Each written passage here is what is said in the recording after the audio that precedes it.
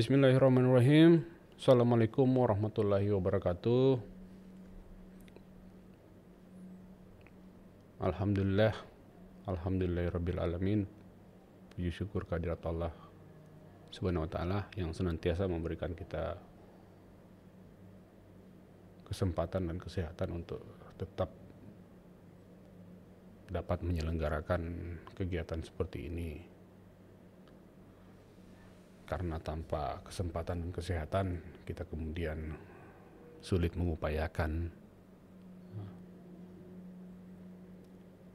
seperti hal ini, yaitu membangun potensi diri melalui ruang-ruang pendidikan.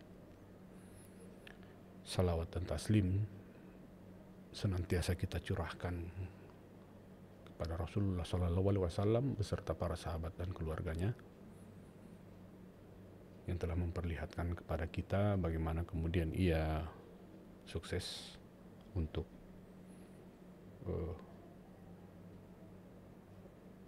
memperlihatkan contoh kepada kita yang kita kemudian ikuti, ya.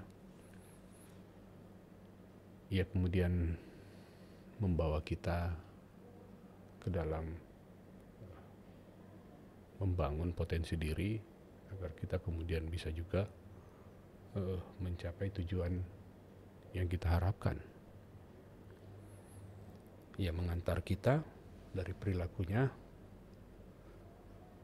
sehingga kita mengetahui. Baiklah, para peserta didik yang saya hormati, kita lanjut kembali materi sosiologi hukum. Kali ini yang kita bahas adalah konsep-konsep dalam sosiologi hukum, ya. Ada konsep dalam sosiologi hukum yang diharapkan kita mampu memberikan inspirasi bagi kita dalam membangun atau memutakhirkan hukum. Olehnya, dengan mempelajari bagian konsep-konsep, ya, dari dalam sosiologi hukum, kita bisa melanjutkan, kita bisa mengembangkan kebutuhan-kebutuhan masyarakat dengan pendekatan hukum. Konsep-konsep dalam sosiologi hukum salah satunya yaitu hukum berfungsi sebagai kontrol sosial. Bagaimana kemudian hukum ini sebagai social control? Ada kepastian hukum dalam artian undang-undang yang dilakukan benar-benar terlaksana oleh penguasa dan penegak hukum. Dengan kepastian hukum ini, ia kemudian bertindak dan mengupayakan agar masyarakat bisa tercapai tujuannya. Ada hal-hal yang didambakan oleh masyarakat. Salah satunya keadilan dari kemanfaatan hukum dan kepastian hukum. Masyarakat bisa menemukan kebahagiaan dari adanya hukum. Melalui tujuan-tujuan hukum, masyarakat bisa sejahtera. Masyarakat bisa makmur.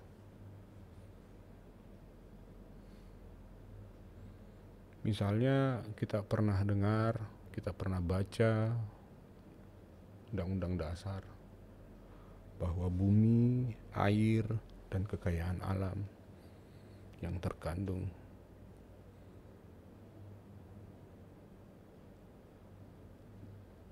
dikuasai oleh pemerintah dan sebesar-besarnya dipergunakan untuk kemakmuran rakyat. Dengan ide seperti itu, kita membuat sebuah regulasi agar bagaimana tanah dalam negara kesatuan Republik Indonesia itu diatur dengan hukum. Sehingga kita kemudian bisa mendapatkan kebahagiaan. Kita bisa mendapatkan keadilan. Kita bisa mendapatkan kesejahteraan. Dengan penguasaan terhadap tanah. Itu ada hukumnya dibangun. Meskipun sekarang ada hukumnya. Namun toh juga masih banyak yang kemudian melakukan gugatan di pengadilan.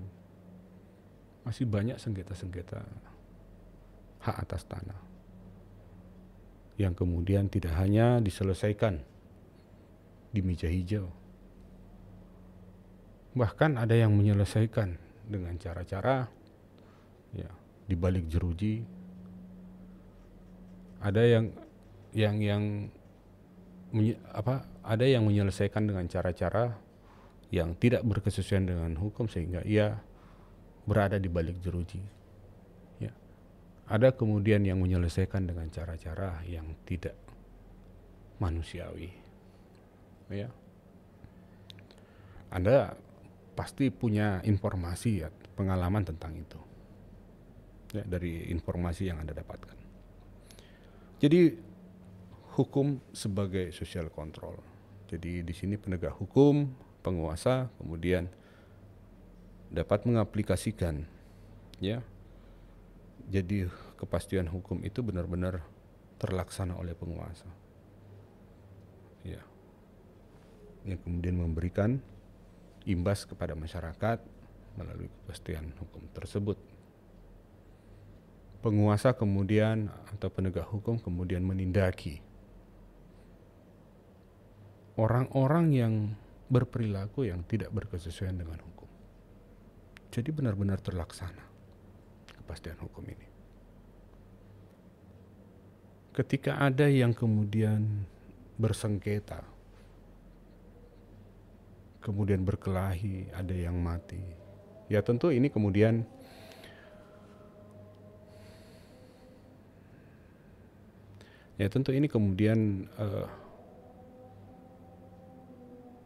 pemerintah,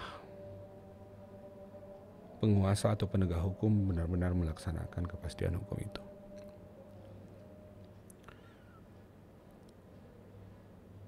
Jadi ada pengintegrasian yang tampak menonjol.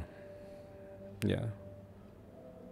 Terjadinya perubahan-perubahan pada faktor tersebut. Dengan hukum, ia harus menjalankan usahanya sedemikian rupa sehingga konflik-konflik serta kepentingan-kepincangan yang mungkin timbul yang dapat mengganggu kestabilan, yang dapat mengganggu produktivitas masyarakat. Ya, dengan pendekatan hukum. Seperti yang saya katakan dalam konten sebelumnya bahwa hukum memiliki energi dalam memberikan solusi. Dia berupaya untuk meredam konflik-konflik atau kepincangan-kepincangan atau ketidakseimbangan di tengah masyarakat. Karena keseimbangan yang terganggu di tengah masyarakat itu dapat mempengaruhi produktivitas ya masyarakat. Dapat mempengaruhi ketertiban di tengah masyarakat. Jadi dengan hukum terjadi pengendalian sosial, yaitu mewujudkan kondisi seimbang di tengah masyarakat. Ya. Bertujuan terciptanya suatu keadaan yang serasi antara stabilitas dan perubahan di dalam masyarakat.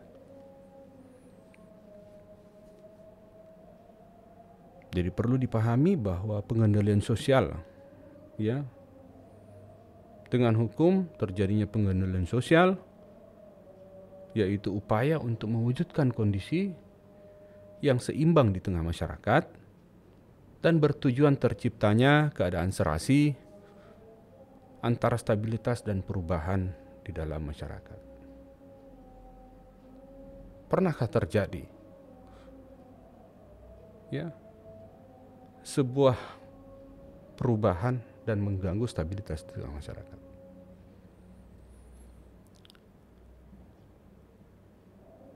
Ini dapat kita contohkan seperti ini. Waktu masuknya teknologi informasi ke Indonesia, ini memberikan loncatan yang besar terhadap ilmu pengetahuan. Kemudian sebagian orang kemudian memanfaatkan keadaan ini. Bagi yang tidak terjangkau oleh informasi, ini menjadi objek ya yang untuk mendapatkan keuntungan. Nah, masuknya teknologi informasi membawa perubahan dan mengganggu stabilitas. Banyak pernah kita dengar adanya pembobolan kartu kredit di tahun 90-an. Ini menyebabkan bangsa ini menjadi blacklist dalam bertransaksi elektronik secara global. Adanya perubahan mengganggu stabilitas masyarakat. Masyarakat Indonesia tidak mendapatkan kepercayaan di mata dunia. Sehingga lahirlah beberapa aturan.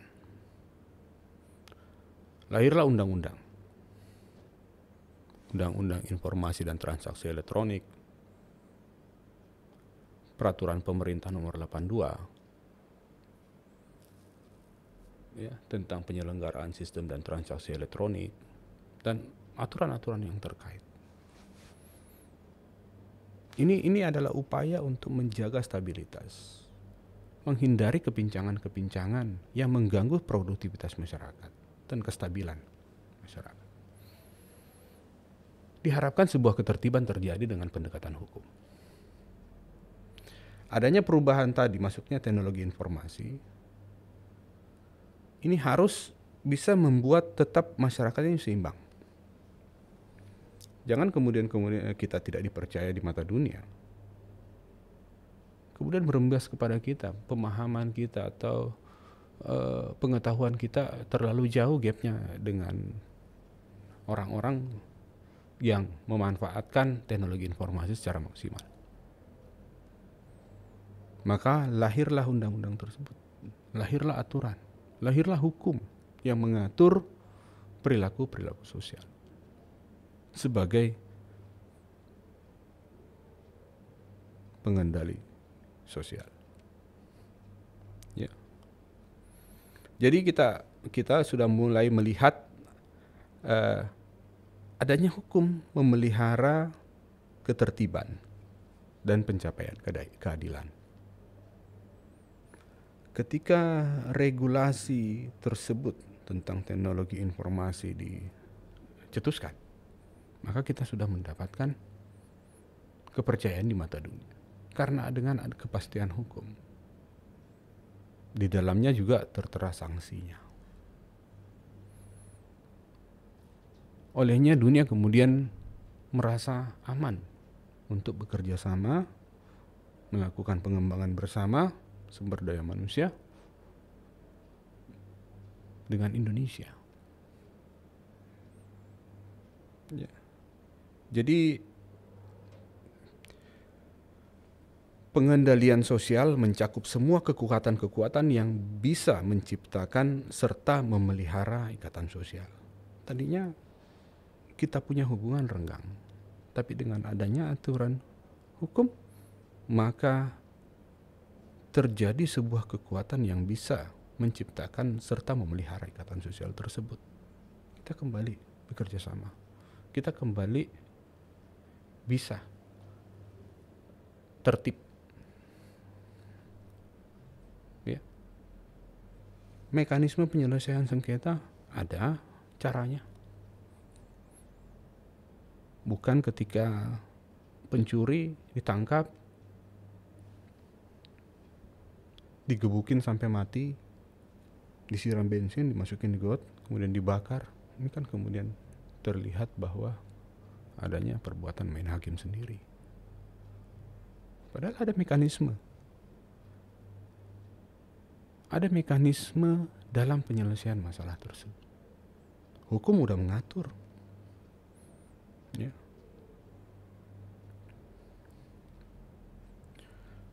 Jadi hukum merupakan sarana pemaksa yang melindungi warga masyarakat dari perbuatan dan ancaman yang membahayakan dirinya dan harta bendanya.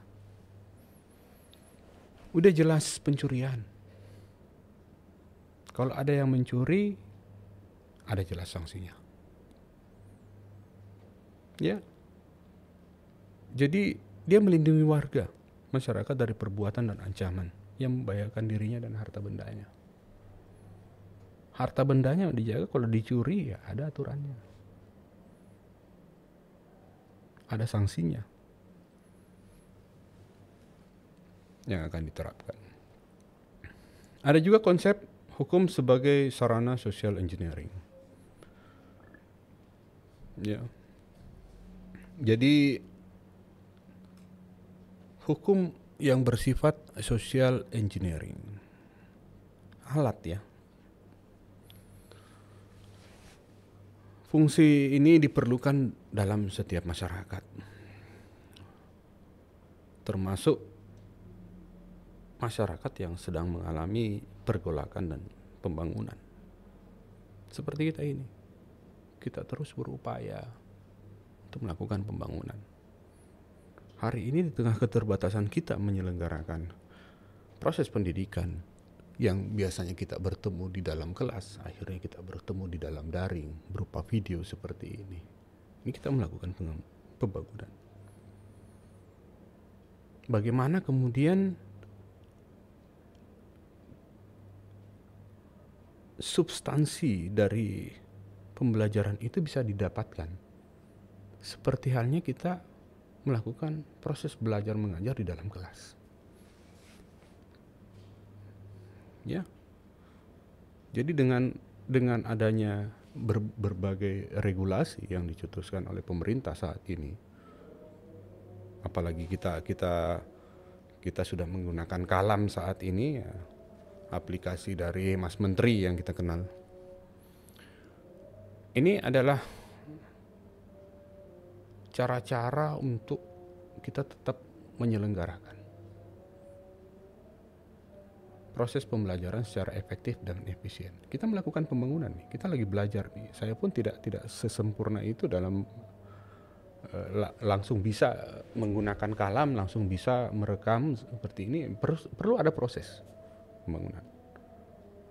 Kenapa saya melakukan hal ini? Karena ada hukum yang mengatur. Kita dipantau. Mahasiswa dipantau, peserta didik dipantau, saya juga dipantau. Apakah saya memang menyelenggarakan pendidikan atau enggak? Menyelenggarakan proses pembelajaran atau enggak?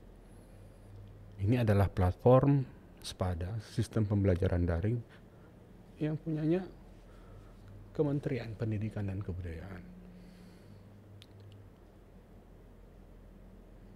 Jika kemudian saya sudah menyelenggarakan kewajiban saya secara terbatas, Anda tidak menyelenggarakan kewajiban Anda, maka tentu yang ingin dicapai adalah keadilan. Keadilan bagi saya tetap mendapatkan hak saya, tapi Anda tidak mendapatkan hak Anda. Kalau Anda tidak menyelenggarakan kewajiban Anda. Karena ada aturannya. Telah ada keputusan-keputusan yang dibuat bagaimana menyelenggarakan proses pendidikan semasa pandemi seperti ini. Inilah kemudian menjadi alat untuk sebagai social engineering.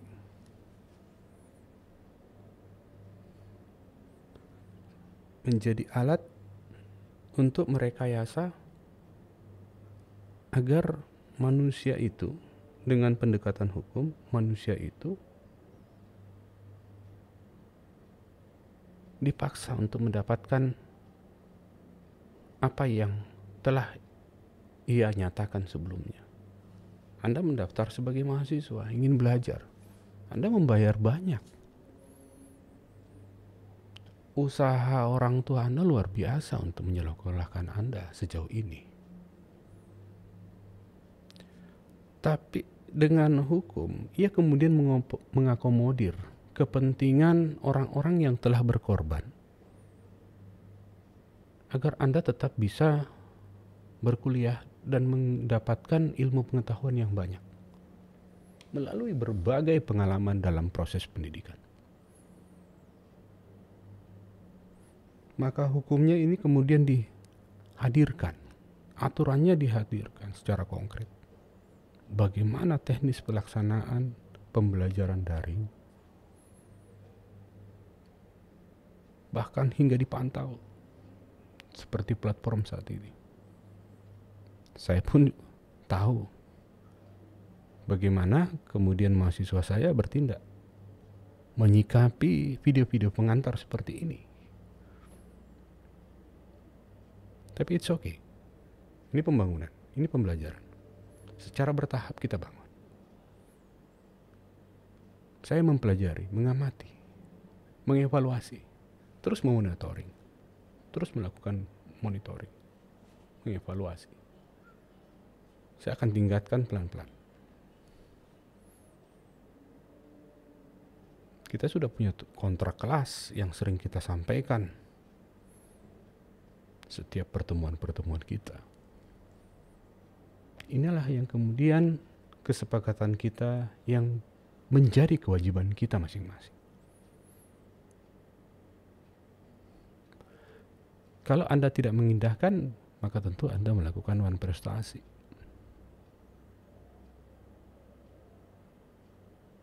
Saya terus mengingatkan Anda, biasanya untuk tetap melakukan pembelajaran aktif. Ada hal yang Anda tidak pahami, silahkan nonton lagi video pengantarnya supaya kita bisa tergerak untuk melakukan pembelajaran aktif. Mencari definisi. Dalam pencarian kita menemukan dalam perjalanan itu, kita menemukan pengalaman-pengalaman yang baru, ilmu pengetahuan yang lain, yang mungkin baik secara langsung berhubungan dengan mata kuliah ini atau tidak berhubungan dengan mata kuliah ini secara langsung. Itulah hikmah dari sistem pembelajaran aktif yang kita lakukan.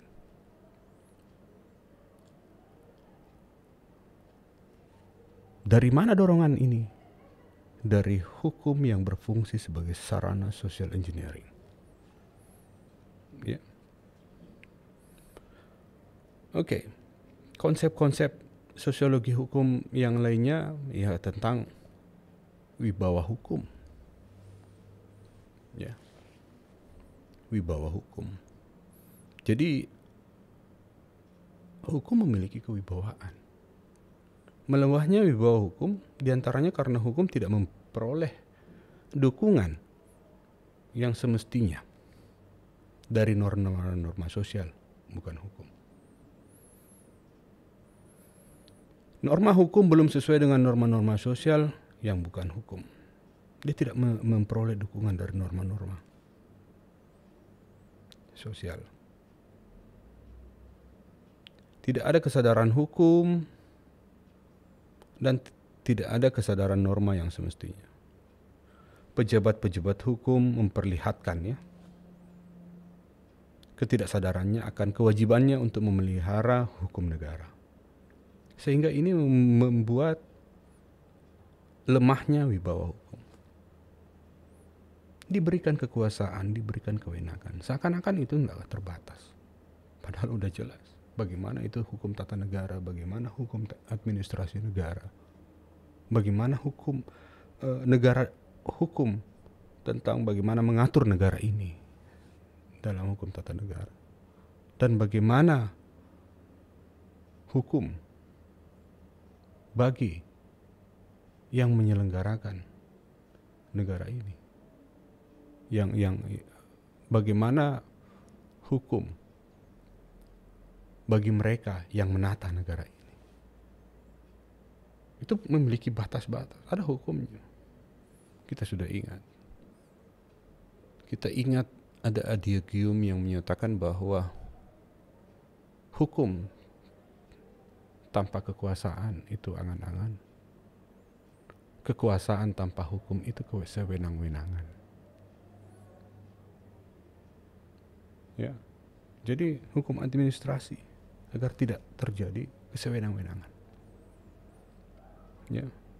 Bagaimana mengatur yang menata negara ini.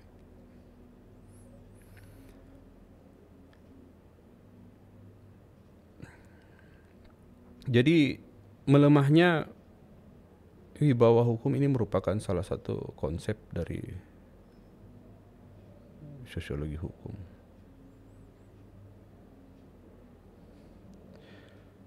Biasanya di sini terjadi karena melemahnya sistem nilai dalam masyarakat pada umumnya karena akibat dari modernisasi.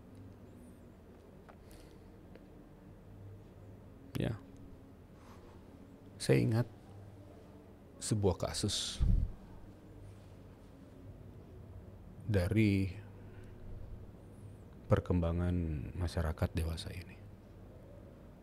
Di zaman saya sangat tabu, ya.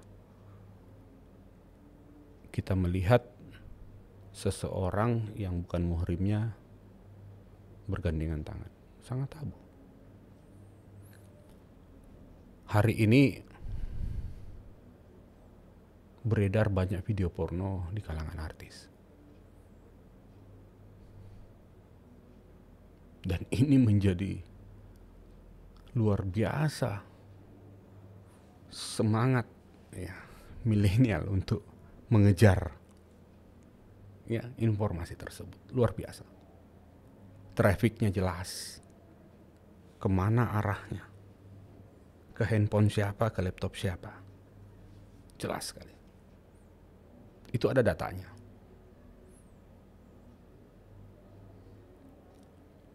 Ini kemudian bingung pemerintah. Ini kalau konten-konten sedemikian rupa. Aktif sekali.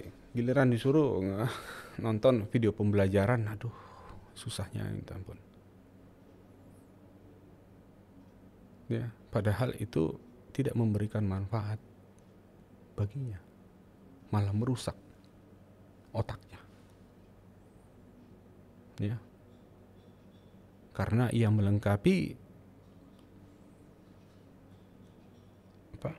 perpustakaan otaknya itu dengan konten-konten yang tidak seharusnya. Informasi sampah.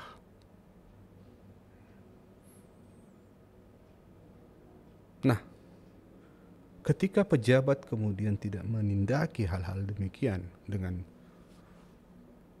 cara-cara yang ideal, maka yang terjadi melemahnya wibawa hukum. Pelaku-pelaku di kalangan artis yang kemudian terbukti, misalnya mucikari, terbukti melakukan perdagangan orang, terbukti membuat dan menyebarluaskan video porno. Tapi hari ini sampai saat ini masih tampil di media informasi dan masih mendapatkan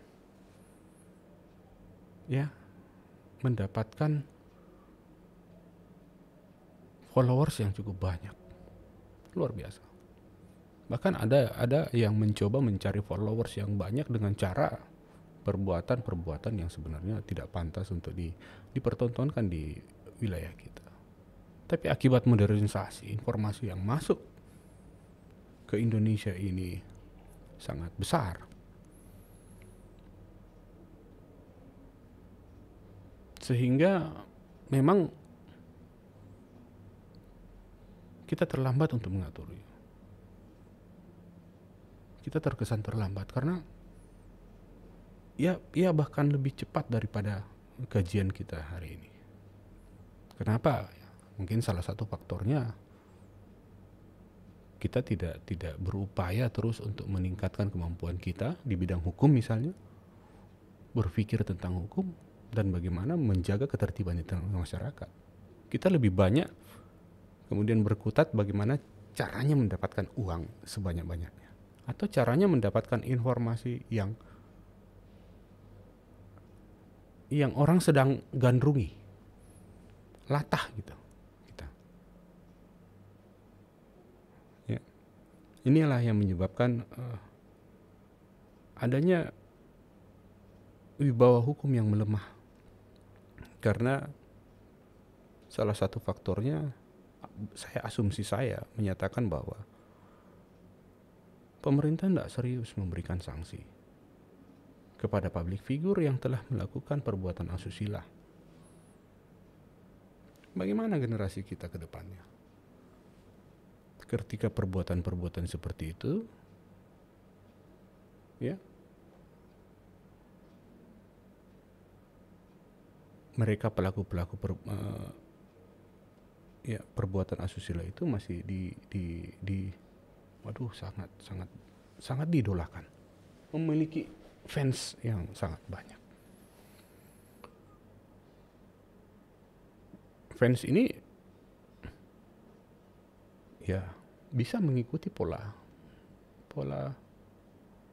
hidup, ya, pola hidup dari idolanya, caranya berperilaku, sehingga ada potensi, ya, ada potensi untuk adanya eksistensi dari perbuatan asusila yang dilakukan oleh public figure, kemudian terus kepada generasi-generasi selanjutnya. Banyak informasi-informasi, konten-konten yang tidak senonoh yang sudah bahkan ditampilkan sama anak SD, karena dianggap bahwa hal ini bisa dimaafkan. Tapi kita sudah ada perubahan saat ini. Kalau memang kita dulu memang menjalankan sanksi, tapi kan informasinya itu sudah stop karena belum ada pemanfaatan teknologi informasi, belum ada big data. Hari ini, ya, kita melakukan kesalahan yang terekam 20 tahun lalu, masih ada seakan-akan kemarin itu baru dilakukan. Dan secara berkesinambungan sampai ke depannya itu memberikan informasi kepada masyarakat. Jika tidak ada aturan yang kemudian mengakomodir untuk menjaga ketertiban masyarakat di kemudian hari, maka tentu dapat melemahkan wibawa hukum. Inilah salah satu konsep yang saya bisa contohkan terkait melemahnya wibawa hukum, yaitu melemahnya sistem nilai dalam masyarakat secara mayoritas akibat dari modernisasi. Ya.